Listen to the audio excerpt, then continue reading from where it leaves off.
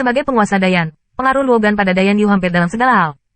Untuk melestarikan Yuyan, ia bahkan harus mengubah seluruh alam semesta, dan itu juga menyebabkan banyak bencana di Dayanzi. Jika Luo dapat kembali, itu adalah berkah yang luar biasa bagi seluruh semangat $1 miliar di seluruh alam semesta. Kamu juga memberitahu Tianzun lainnya dan pemiliknya, kamu tidak boleh mengganggu Tuan. Kata Xing Wei cepat. Setelah orang tua itu mendengar perintah itu, pertama kali dia mengeluarkan perintah yang mengaum. Bola cahaya adalah tempat di mana derivasi hebatku dilahirkan kembali. Tidak ada seorang pun di alam semesta yang bisa dekat. Jika ada ketidaktaatan, setelah lelaki tua itu memikirkannya, dia tersenyum dan berkata, konsekuensinya sombong. Dia berpikir bahwa tidak ada yang berani memprovokasi penguasa alam semesta ini, pencipta dunia ini. Ketika suara gemuruh terdengar melalui alam semesta, semua makhluk di alam semesta mulai mendidih, dan beberapa dewa yang tahu orang dalam di alam semesta juga menyimpulkan sesuatu melalui berita ini. Bola cahaya merah yang besar secara konstan menyerap energi dari seluruh alam semesta.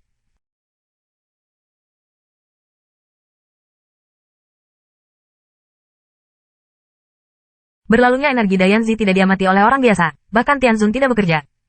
Bagaimanapun, Santa memiliki otoritas mutlak atas Haoyu. Dalam bola cahaya merah ini, ia mengaku sebagai dunia. Di pusat dunia, sosok manusia yang tidak jelas telah diam-diam dilahirkan. Meskipun bentuk manusia ini tidak disebut makhluk hidup, bahkan tubuh tidak dapat dibicarakan, tetapi memiliki sifat vitalitas yang tak tertandingi, kekuatan jiwa yang sulit untuk diimbangi. Ketika bentuk manusia ini selesai, itu berarti kelahiran kembali Luo. Di pusat alam semesta kutub hebat, ada juga bola cahaya merah terang.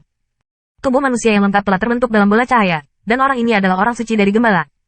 Tubuh peternakan telah dibangun dengan sangat baik, dan bahkan kesadaran sepenuhnya terbangun. Tidak akan lama baginya untuk keluar dari masalah. Dalam pertempuran abis, peternakan hewan mati di tangan Luo Zeng. Untuk tubuh iblis sejati yang dikendalikan oleh Luo Zeng, dia takut dia tidak akan pernah melupakan hidupnya. Aku hanya tidak tahu apa yang terjadi pada kakak tertuaku. Apakah kamu membunuh anak itu dan mendapatkan kembali tubuh iblis yang sebenarnya? Muhai berkata dengan berbisik. Bola cahaya ini benar-benar terisolasi dari dunia luar. Peternakan tidak mengetahui pergerakan dunia luar, dan bahkan lebih tidak menyadari bahwa kalajengking timur murni telah sepenuhnya mati. Dengan kecepatan laut pastoral saat ini, ia dapat sepenuhnya dilahirkan kembali hanya dalam setengah tahun. Kutub besar alam semesta adalah 10 kali lebih cepat daripada domain waktu para dewa. Jika dihitung menurut waktu domain dewa, ia dapat dilahirkan kembali hanya dalam 20 hari. Selain peternakan, para suci lainnya serupa, Tanglun, Fangxi, Dingin, dan mereka semua menyerap energi dari belakang alam semesta di alam semesta mereka sendiri. Setelah setengah bulan, bola cahaya merah yang menyelimuti Tanglun pergi. Dia adalah orang suci pertama yang dilahirkan kembali. Di kakinya, ada makhluk sekunder yang tak terhitung jumlahnya di alam semesta. Makhluk-makhluk sekunder ini menggunakan Tanglun sebagai pencipta dunia untuk menyembah, dan Tianzun, Tuan Tanah, meminjam tatapan yang tulus dan membungkuk kepada Tanglun. Tidak ada banyak kesempatan bagi makhluk sekunder untuk mencapai sang pencipta, terutama Tanglu, alam semesta yang sangat lengkap. Sang pencipta seperti legenda yang licik, benar-benar hanya ada dalam legenda, tetapi kali ini mereka memiliki kesempatan untuk melihat keseluruhan gambar sang pencipta.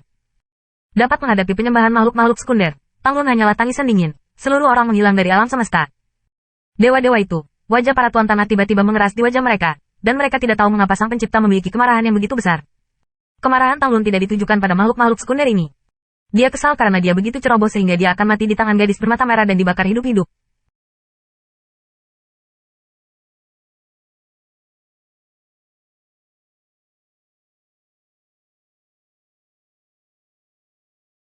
Itu adalah penghinaan yang memalukan. Hei! Setelah kelahiran kembali Tanglun, ia kembali ke Pulau Tangjiafu untuk pertama kalinya. Tang Liu. Biarkan aku berguling. Teriak Tanglun. Ketika saya mendengar panggilan Tanglun, langkah pertama Tang Liu ada di depan Tanglun. Liu Tang ini juga merupakan dewa yang hebat dan sejati, tetapi kekuatannya jauh lebih sedikit daripada Tang dan yang lainnya. Kali ini ia tinggal di keluarga Tang dan menjadi pemiliknya. Kaisar suci kembali dari iblis abisal. Selamat kepada Kaisar. Tang Liu tersenyum dengan takjub. Selamat kentut. Laozi dilahirkan kembali di alam semesta. Kata Tanglun. Wajah Tang Liu menunjukkan warna terkejut, dan hatinya jernih. Karena kecoa timur murni sudah mati, banyak orang di Pulau Terapung berspekulasi bahwa raksasa mungkin benar-benar dimusnahkan, yang memenuhi spekulasi mereka. Kemuliaan Tanglun tidak hancur, dan bagi keluarga Tang itu sudah merupakan kemalangan.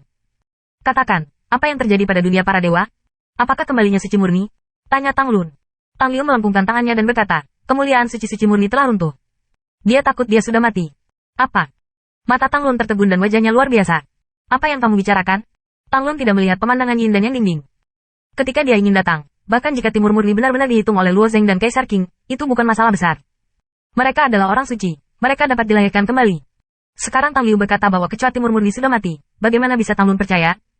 Melihat ekspresi keraguan Tanglun, Tang Liu berkata dengan cepat, tidak ada yang berani berbicara omong kosong.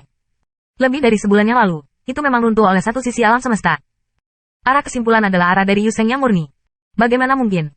Tanpa perang alam semesta, siapa yang bisa membunuh suci-suci murni? Kata Tanglun sambil menggelengkan kepalanya. Masih belum percaya. Kemudian Kaisar King kembali.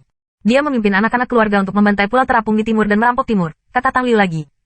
Dengan keberanian Kaisar King, berani membantai keluarga Oriental. Satu pesan demi satu, seperti langit biru, membuat Tanglun semakin marah. Dia tidak tahu apa yang terjadi setelah dia meninggal, tetapi hanya ketika dia kembali dengan seorang kaisar muda, dia secara alami menghitung rekening di kepala dinasti King. Tanglun di bawah impulsif akan menemukan masalah dengan Kaisar King. Namun, Tang Liu berkata dengan cepat, Kaisar-Kaisar suci sedang terburu-buru.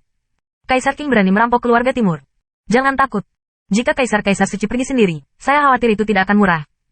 Bagaimana dengan orang suci lainnya? Orang bijak dari aliansi Giants hanya mati karena ambisi murni timur, dan orang-orang suci lainnya dilahirkan kembali. Menurut waktu, itu tidak lebih lama dari Tanglun. Kata-kata Tang Liu membuat Tanglun tenang.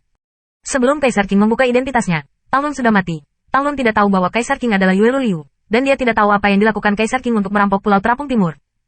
Bahkan jika Timur mati murni, orang-orang kudus dari aliansi Giants tidak mati. Apa yang harus dia lakukan dengan keluarganya untuk berperang melawan orang-orang kudus ini? Harus tergantung. Memikirkan hal ini, Tanglun tidak tergesa-gesa, menunggu keluarga untuk dibangkitkan dan kemudian menemukan mati lemas Kaisar King belum terlambat.